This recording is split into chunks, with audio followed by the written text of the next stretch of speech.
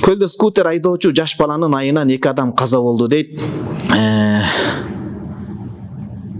Баягындай акча уюштурулган бул аттракцион болгондуктан дейт, канчалык скутердин ээси жана уруксат берген башчылар жоопкерчилиги, анткени скутер химиялык май экологияга зыян, скутерди куткаруу гана максатта колдонсо болот, мыйзам жазылса болот эле дейт. Мен муну адвокаттар менен бул мыйзамга тиешелүү, демек ар биринин адисине кайрылыш керек.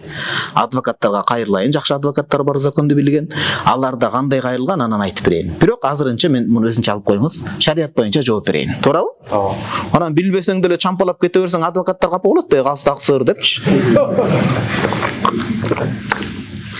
Мен Египеттен бул башыман өткөн. Biz ошол Египетте Кызыл деңизге барабыз да, ысык болот, башка үй бүлө нерсе алтырыш керек болот.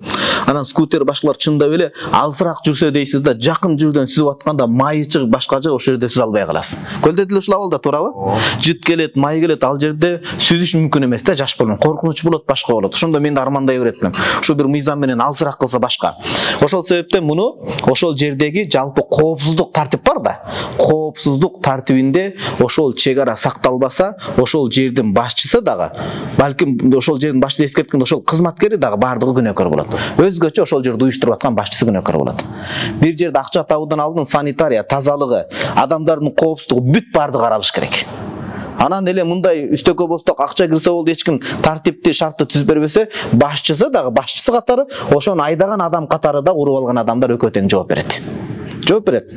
Ал кырсык болушу мүмкүн, бирок кырсыкты ошол себепкер болуп айдап атпайбы? А калганын биз кийинки сабактарда адвокаттарым кеңешип дагы кененирээк айтып берет. Шариятта жооп берет. Мисалы 120 километрден ашпаш керек, 120 ылдамдыктан деп койсо, 200 менен айдап баратып өлсө, ал адам шейит эмес, ал адам өзүн өлтүргөн болот. Өзүн муунтуп өлтүргөн менен барабар болот. Алымдардын фатвасы ушундай, Кудай сактасын. Ал жол айдоо өзүнө эле эмес, өзгөгө да зыян жаратат да, туурабы? Кудай сактасын.